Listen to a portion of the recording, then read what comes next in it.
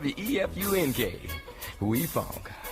But you know us. To kick things off before we even get into Vampires versus Bronx, we always have to have one of our experts on, and you've already seen his name in the intro to the show. If you're watching this, if you're playing this, if you're not us, and it's now then, and you're looking at the playlist. Whoa! You're gonna see a time warp.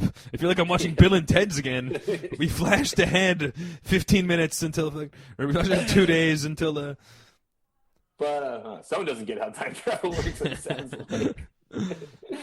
But you know us. We're always bringing on our experts, and we got a special guest on right now. Hosting his own backyard comedy shows. There seems to be a Halloween theme, and also doing a 31 days, I believe, of horror movie marathon. I think even more than that. Even more than that. That's even scarier. Please welcome to the show, Ray Gootz. Welcome, buddy. Hey. Mr. Gootz. What's up, brother?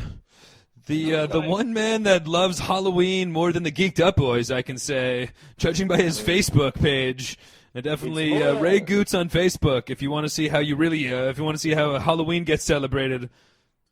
You've been doing, I believe, the 61 days of Halloween. I like to think that I set up my house pretty early. I'm like a late September Halloween setuper, but you're going. I do the day right. I do Labor Day. I do right on Labor Day.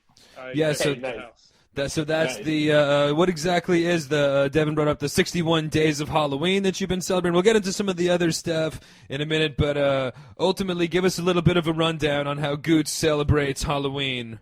Well, the 61 days is like I was really gonna watch 61 horror movies in 61 days, but I just got way too busy.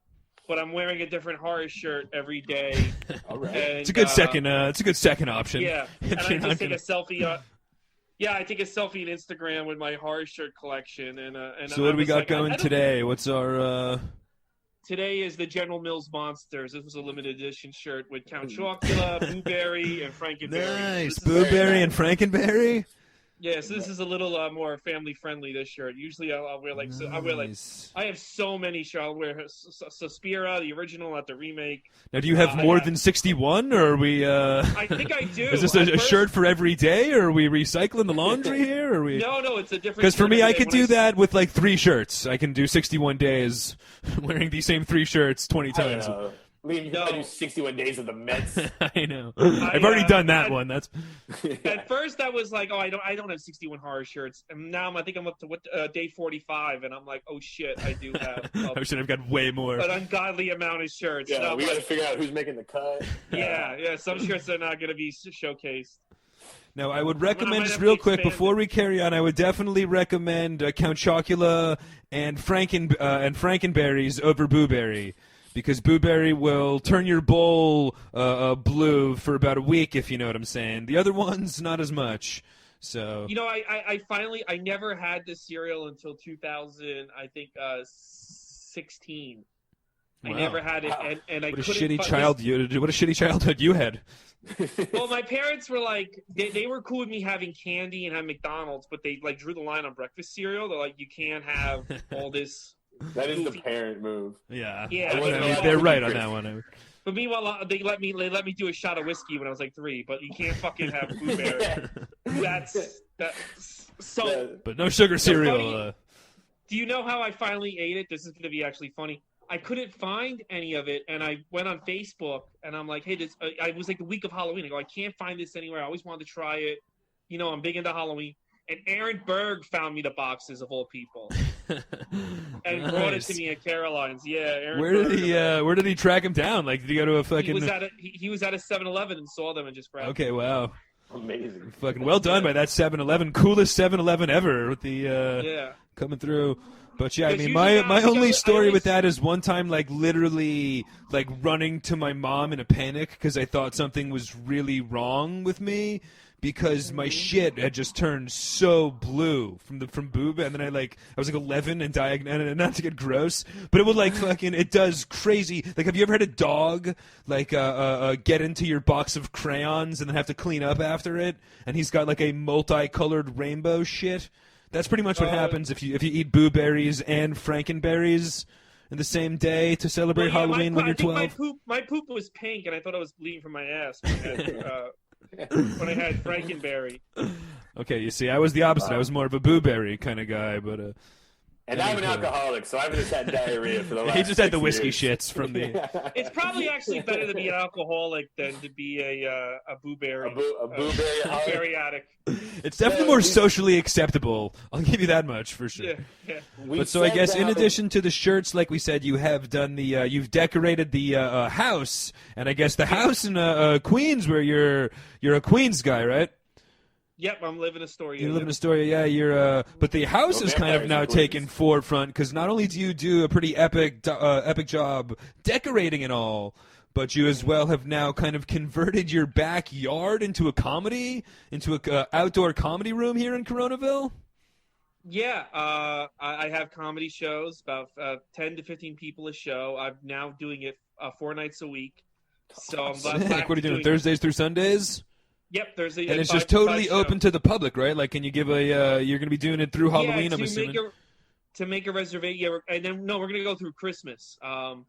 Okay, nice. Yeah, to make a reservation, just go to Haunted House Comedy and Instagram. But, so, in my house, no one lives in the upstairs apartment because that's where my aunt lived, but she died 2 years ago, and we're still, like, figuring out her will and shit. So I turned all of upstairs into a haunted house. So the kitchen, nice. There's like awesome, dude. Dolls eating human flesh. The bathroom's a crime scene, and the living there's like Halloween music. Like, so it's a whole experience. You like we can't be indoors with Corona, but when you go into this apartment, which is clean because no one's there, sure. You go in the apartment to pee or take a shit. You get like all this horror stuff in your face. That's okay, that's great. So you don't even have to let him into your house either. You've got like own little. Yeah. Oh, that's awesome. Great, man. Neighbors are getting a free show. Now, do the comics have to keep to like a Halloween kind of theme, or no. The house itself? All right, good man. No, it's just all the decorations and stuff are enough. But some comics talk about Halloween. Yeah, for sure. I'm sure. I think I would have to. Yeah, it's kind of tough to avoid a little riffing on the fact that there's a fucking Freddy Krueger on stage. But yeah. So that's awesome. So check out Haunted House Comedy on Instagram is the way to. The Geeked Up boys are definitely going to have to make a field trip out there before Halloween and check out the. Awesome, dude. And like you said, Ray is a real long veteran in the stand-up comedy scene. You've been real involved in comedy in New York. Do you have any quick, before we get back to Halloween, some of your thoughts about the current state of comedy here in Corona-Ville? I know that you've been. What's up? I think things. It's funny. I'll have conversations with people, and it's scary to me how people think like that. Literally, we're gonna go back to like 2018. In like 6 months or so, in other words, like whatever our schedule was, the way clubs are run, I really think we're going to see a massive change in the comedy industry. And Dangerfields was really the first big like collapse. I know you saw Dangerfields. Yeah. They own the building, so if the guy who owns the building is like, "Fuck this, I don't want to do it," what are the club owners who just rent gonna say? For sure, man. Yeah, and I mean, it's already a very flimsy, just compared to other entertainment structures. Comedy is kind of, you're doing all of your weekly entertainment pretty much on Friday and Saturday nights for the most part. Some clubs can sell Thursday and Sundays, but it's a tough business model. There's so many big clubs in New York that I definitely would see a lot, and it's already started, like in Brooklyn and whatnot, where there's just so many, kind of the Jersey Show model from my starting in comedy, but just so many just regular bar shows and shows happening in smaller venues that I definitely just think for comedy that's like the next logical thing. Instead of having a club that's dedicated entirely to comedy, they're just going to start doing comedy shows in restaurants, basements, and that kind of shit. I don't think the comedy club is but here's the other thing too that's crazy to me if you think about it. A lot of comedy clubs don't pay the comedians on shows, right? And now they have to start a GoFundMe. If you told anyone, I have a business strategy, I'm going to open up this business, I'm not going to pay the star attraction. I'm going to keep everything myself. And then all of a sudden you're like, oh my God, I have to take 6 months off. I have no money. Like, but you don't pay the main attraction. Yeah, where's the money going? Exactly. Yeah. No, that's a good point. I mean, like most New York City style comedy clubs, there are places like Caroline's that have like headliners come in that get paid a certain amount. But like, you know, Comic Strip Live, Comedy Cellar, they literally pay, like a comic will get paid like $20. Like fucking Seinfeld will show up there and he'll get paid like $20 to perform there. That's like the going rate. And then that's it. Like they just keep like you said, they keep all the bar money, all the fucking chicken wings, all the, you know, cover charges and all. And that's my thing. It's like, you know, if I'm going to work for free, why not work for free with my friends or my own show? Why put money into someone else's pocket? Especially, you know, people are not going to have the money to go back out and pay a cover and an overpriced 2-drink minimum when the world is restored, because there's no jobs and no money right now. Yeah, no, that's true. That's really true. And just in general, it's going to be a while before, you know, 300 people, you know, it's going to be a lot easier to get 50 people, you know, but we can start. And like I said, for most of my New York City comedy career, I would have been well within like a 25, like a socially distant 25-person show. It's fucking right up. That sounds good to me. You know what I mean? It sounds like I'm right back home at the Village Lantern. You know what I mean? Like, I'm cool with that. So. The good thing about my thing is, like, my show is, if I have 8 or 10 people, it's good. So now I'm having 5 shows because it's like, well, you know what? All I need to do is get 8 people, and that's a full show. You know, so smaller crowds means more shows and more spots for comics. You know? Okay, so if you get 50 people wanting to come, you can do, you know, 5 shows. 5 shows. And that's 50 comics. If you put 10 comics a show, let's say, that's 50 comics who have stage time that didn't have stage time before. So I think things are going to change for the better for us. I think we're going to be more independent. There's a lot of, like, the club owners are like, you need to be nice to me or nothing's going to happen for you. If I don't like you, nothing, and, like, I think that's going to go away. For sure. You know? I mean, even just when I started, like, 10 years ago in New York City, let's say, it was really, even back then, a lot more you kind of had to get into certain clubs because there just wasn't as many independent shows going on around the city, especially outer borough shows and whatnot. But there was just a lot less comedy going on. I think I've talked about it on the show before, though, too. And I don't even really want to give the guy a shot, but I started doing comedy in Southwest Florida. So there was really only, like, one big comedy club, like, around there to, like, get on, like Marco Island. That was called Captain Brian's, like, Seafood Comedy Club. And long story short, you had to call the guy. The guy's name was Brian, but you didn't refer to him as Captain Brian. Like, he would be like, wouldn't even fucking talk to you. Like, the guy was the biggest. You had, hey, Captain Brian, what's going on with you today? Suck his balls. I remember the first time I met him, I was like, hey, Brian, right? And he was like, looked at the other guy. He was like, kidding me? Yeah, why do they all have this fucking attitude? Yeah, it's like, dude, fuck you, man. 90% of these owners, like, or bookers, have this fucking shitty attitude. Like they're a cool kid in high school. It's like, you're 50 years old. You have to be a fucking person. Yeah, you're also a failed comic, so why don't you go fuck yourself? But I guess that's all for. What's up? No, I was gonna say, you know, when I started comedy, nobody wanted to see any shows in Brooklyn or Queens. Like people didn't want to go to Manhattan. I think now people are more than willing. They don't want to go to Manhattan. I heard. I don't know if you guys have you been to Manhattan, Liam? I haven't been. Yeah, I actually live in Manhattan now. But... Oh, you live. How bad is it over there? I heard from friends it's not. I mean, good. It's definitely weird to see like Fifth Avenue is still like boarded up, and and now you go down 42nd Street, and there's still most of the stores all boarded up and whatnot, and the amount of people have just not come back. My building itself is starting to kind of refill up with some vacancy, refill their vacancies, sense it all. But I mean, honestly, it's just like a totally different world. I think that Queens and Brooklyn, a little bit more neighborhood-oriented. I'd probably bounce back to normal a little bit more quick, but New York does not. Yeah, my neighborhood does not feel like it did before by any stretch. Yeah, Astoria is normal, but like I haven't been to Manhattan since March, and I know a lot of people have been to Manhattan that live in the outer boroughs. They just don't want to go. They're like, I don't even, and there's no reason for me to go. Why would you? Why would you go to Manhattan when you could go to Astoria and check out a comedy show and a haunted house at the same at Ray Gootz's private address? Movies in the window. Yeah. But I guess so he's got horror movies in the window. That'll kind of get us back into some more horror movie stuff. Just in general, I guess. So you're celebrating Halloween. What are for the peeps out there? Give us like your all-time Halloween movie must-watch. Yeah, I was going to say that too. Is there like a movie every year this time of year? It's like, all right, dude, it's Halloween time. ready to watch some Hocus Pocus or some Halloween Town. Fuck I'm just saying, you're the Disney, Hocus Pocus, Disney what? podcast too. So. I finally saw Hocus Pocus this year, and I'm like, was this anyone's childhood? I got a girlfriend of 13 years that we've already watched it twice. Oh wow! I suspect it won't be the last. My big movies are the original Halloween, or in fact all the sequels. Okay, nice. I'll try to watch one of those during this. Also, the OG kind of stuff, though, the more traditional like slasher. Are you more of a slasher guy or a psych thriller? Like, what's your style? Yeah, I love Jason. I love Freddy. I love Leatherface, Pinhead. I love nice. Horror. I guess people call them now the horror heroes. But I also the Universal films. Like a couple of Halloweens ago, I watched Frankenstein.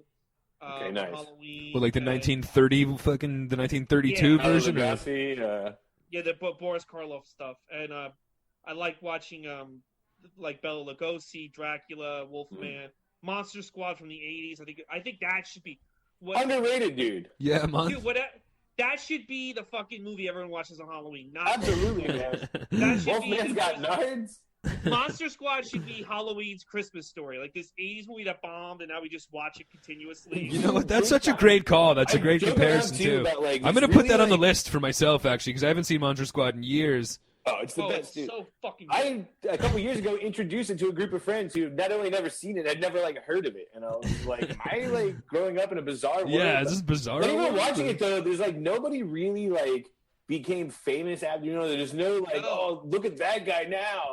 No, and you're right, it's just so far down the list as well of Halloween movies of the Jasons and Freddys and whatnot. You wouldn't go to think, it's just there's so many other synonymous characters with it all. That's such a good point. Fuck off Goonies and Stranger Things. Yeah, this is a Monster Squad crew right here. I saw Monster Squads in, I'll never forget this. So I went in the summer '87 to see Monster Squad in the theater opening day. Nice. No one in the theater. Me and my dad, I dragged my dad. And we get out of the movie theater, and there's a line in the hallway. And the line is for Lost Boys. Because it came up. Oh, wow. I mean, I can't blame him there, for fuck's sake. And my dad, and they were all these kids in leather jackets, and all the cool kids. And my dad was like, we should have went to go see that movie. And I'm like, whatever. I'm happy. I mean, I guess there were no losers. There were no losers at the Queens movie theater fucking that night, 1987. There was. Yeah, they were all checking out Lost Boys. How about for some of the more hilarious, which is the cheesier horror hero, but Leprechaun or Chucky? Or is there an even more retarded one that I'm missing? Chucky's not. The first couple of Chucky's are pretty scary. Chucky got retarded after Bride of Chucky, but. Well, now they're calling him Charles. Yeah, have you seen that there's a reboot coming out this year, Charles? No, this isn't a joke. This is a real movie that's coming out. Oh, really? Charles? Yeah. I know it sounds like a really bad joke, but it's not. It's a fucking really bad movie. That's. You know what I saw on Halloween night when I was 12, and I gotta watch it more. I feel though it's more a Christmas movie. I don't know, Nightmare Before Christmas. Oh yeah, for sure. Well, that's always a discussion of where does that movie fall, and I think I settled it on as a Thanksgiving movie in the end. It's look, it's right in the middle. There's not enough Thanksgiving movies out there, so I'm giving. You can only watch Planes, Trains, and Automobiles so many times. I think it's a good movie to watch. I think it's a good movie to watch on Halloween night because you get your Halloween out of the way, and then you're like the fucking Hallmark Channel. You're right into Christmas. Yeah. Right, no, I definitely put that as a Halloween movie for sure. It's fucking way too creepy to be Christmas. It's a creepy, weird movie. It's Halloween, no doubt about it. Although I'm definitely going with Devin's Thanksgiving theory on this one. Yeah. Well, like you said. My Thanksgiving movie is the Plane, Trains, and Automobiles. Yeah, exactly. And that's everybody's fucking Thanksgiving movie. I mean, Gootz, I know me and you can still actually get down to a good Survivor Series marathon on Thanksgiving, and long for the old days when it was actually a Thanksgiving-related pay-per-view. But I usually go right from Halloween to Christmas for decorations, but this year I decided to challenge myself and decorate for Thanksgiving. And the dollar store by me a month ago had a row of Thanksgiving decorations. I'm like, great, I'm gonna fucking do it up. I go to the dollar store today. They already took down the Thanksgiving decorations. It's all Christmas. It's not even fucking November. I know. It's not even crossed Halloween. The 15th. I mean, well, fucking, what for Thanksgiving decorations? What do they have? A fucking haystack and a squash And so like a fake pumpkin. Like what else could you put? Dinner stuff, turkeys, a gourd, Happy Thanksgiving, a football for football season. So I was like, oh, this is great. I can use this for Thanksgiving. It's all gone. It's all gone. That's hilarious. Dude, I can talk to you off air. I've got I fucking do have a collection of autumnal garland, like fake leaves. If you want strings of fake leaves, holler at your boy. That's all I can say. But you're gonna have to venture into Manhattan. I'm being 100% serious. A couple years ago, I can fucking send you pictures, but I did go all out on gourds and pumpkins. Fucking all depressed after my girlfriend broke up with me. I want to do Thanksgiving this year because I didn't do last year because I was in California for most of the holidays. So I just did Christmas and called it a day. So. Okay, nice. I guess for some other horror movie kind of Halloween stuff, kind of getting back to the Nightmare Before Christmas, two that I always feel get left out for Halloween classics, but they're definitely in my list. But how about Beetlejuice or Ghostbusters? Are those Halloween movies or comedy classics? What do we? I consider them a little bit of both. Yeah. Ghostbusters I can kind of watch any time of year, but if you put it on Halloween, I'm not going to complain. Beetlejuice, the same thing. For sure. Beetlejuice is like a Halloween must-watch for me, though. Yeah, I think Beetlejuice would fall more into the Halloween categories than Ghostbusters would, ironically enough. But Gremlins, like people say, like, how come you don't have Gremlins stuff for Halloween? Gremlins Christmas. To me is a Christmas movie. It's a movie. Christmas movie. Yeah, Yeah, for 100%, sure. dude. 100%. He's one of the fun Gremlins is wearing a snow hat at the end. What do we? Yeah. Yeah, I don't know why people think it's not a Yeah, just because there's a monster doesn't make it fucking necessarily... Although, I was going to say Stranger Things, I guess last year Stranger Things was 4th of July. Wasn't a fucking Christmas movie or a Halloween movie. It was a... I think Christmas was the first season, Halloween was the second season, and then 4th of July was this new season. Oh, that's right, because they had the Christmas lights, and then the... So next season they got to do like, I don't know, fucking Valentine's Day or something.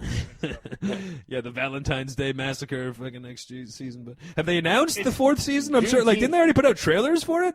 I think they were gonna start filming it then COVID happened. Okay, I see. Well, they did do one like teaser trailer, and it was just like the biggest spoiler. In Yeah, the they showed like world. Hop fucking it was back. just like Hopper like working on an assembly line in Russia. It was like, I guess Hopper's alive. It's funny that 2017 Halloween I watched all of season 1. I never watched season 2 or 3. I should get on that. Season 1's great. Season 2 and 3 yeah. Season 1's great. Though. Season 1's definitely. And what the best, about they're also bringing back? I guess it's kind of Halloween news. They're also bringing back Dexter. I was so sick of that show by the end. So was I. I feel like I was the only person that I'll watch it. I feel like I was one of the few that watched it to the end. I will say this. So Dexter officially had like a finale, and now they're just coming back for more? Yeah. I didn't hate the finale. I'm going to be the one person that probably like watching it was like, I'm not totally hating it. But I think everyone else. If Dexter goes back to work at that police station with the same character, then it's whack. They're officially brain dead. They're officially, there's something mentally wrong with everyone he's ever met. They haven't put it all together by now. The show literally ended with him holding up a neon sign that I am a serial killer. Mm-hmm. And if he just goes back to work and they're just like, well, I guess you just had a bad day that day. No. That's exactly how they treated it in the last episode anyway. They all watched him just slit this guy's throat and they're like, Dexter, you shouldn't even have been in there, but your sister did die. Come on out there, you crazy scamp. It was so bad how like he would just be so... the characters would literally, like, he'd be stabbing someone, and in order for it to make sense, a character would have to be like, oh, look at this cool picture on my phone, while he's, like, stabbing somebody, like, in the other room.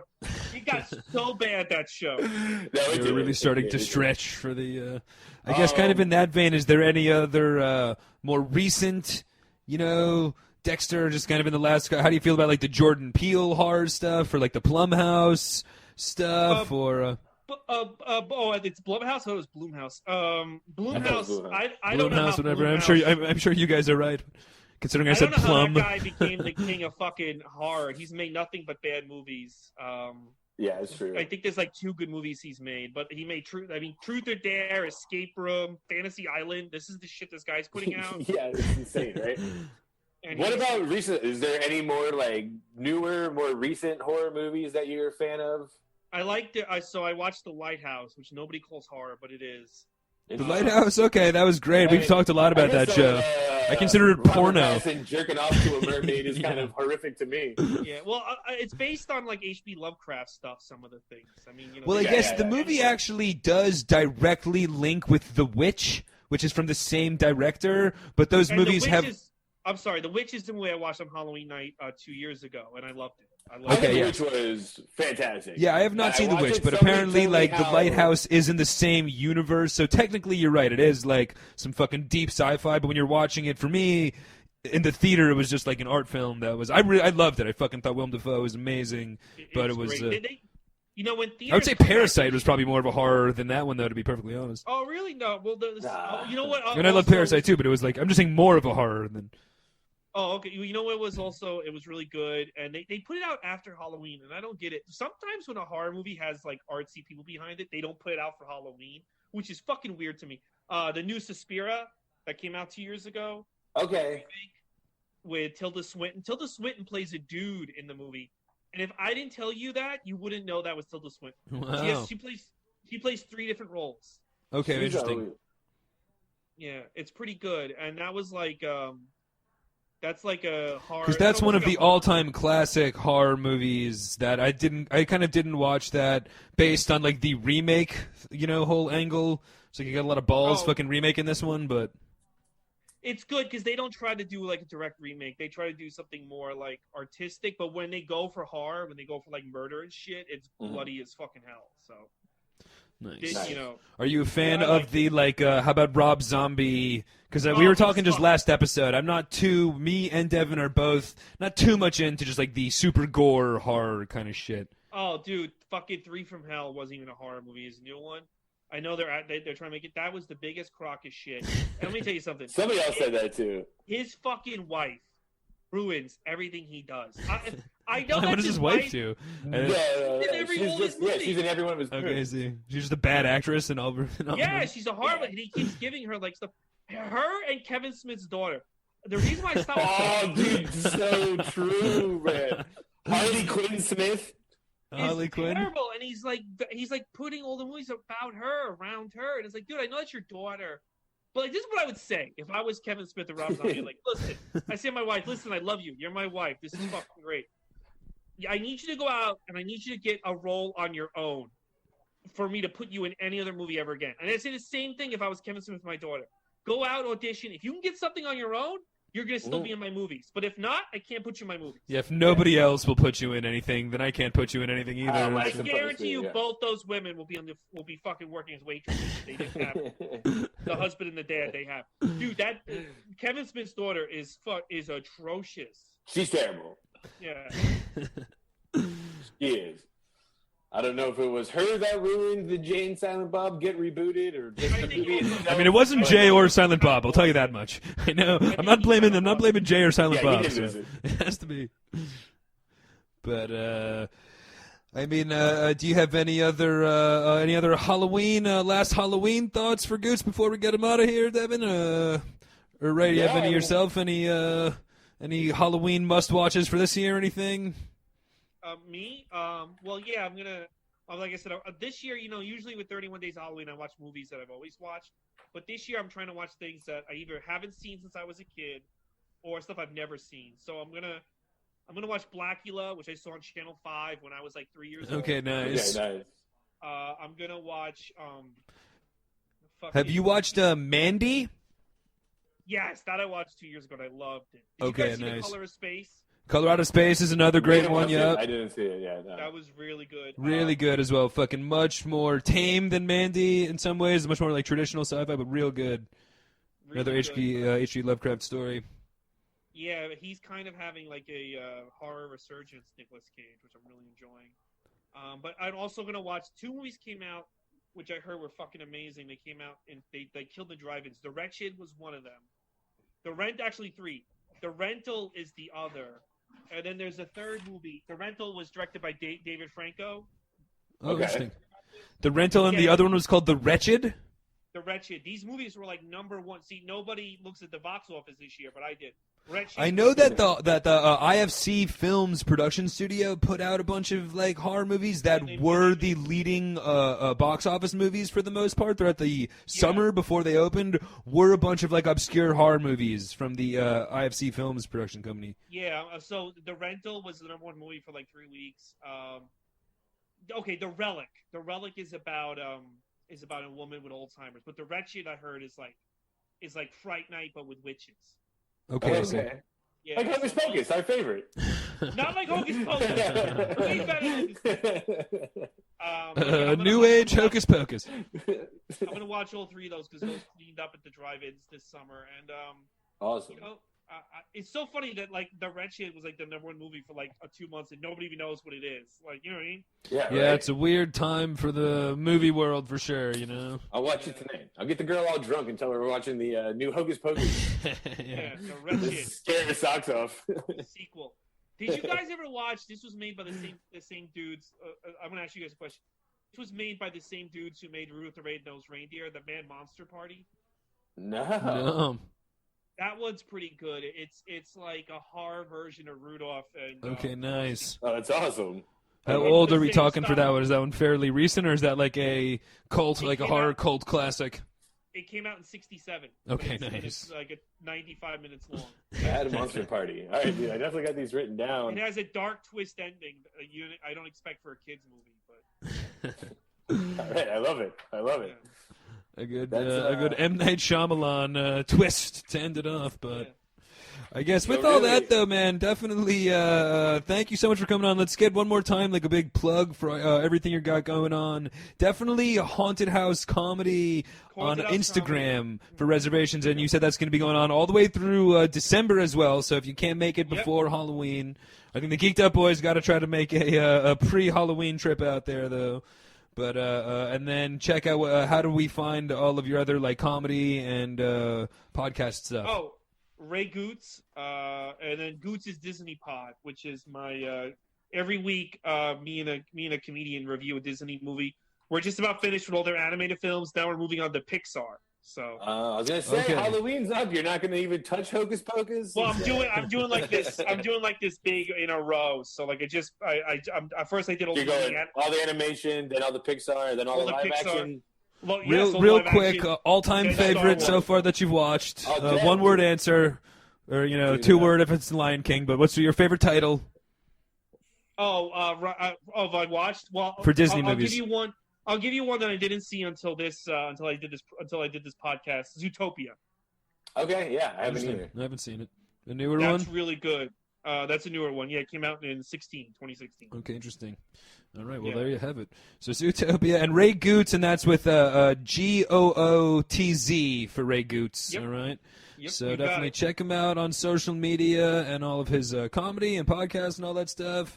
And if you're in Astoria and you see the house that's fucking all decked out with a line outside waiting to go to a comedy show, that's Ray Gootz. Give him a honk because that's Ray Gootz's house. That's me.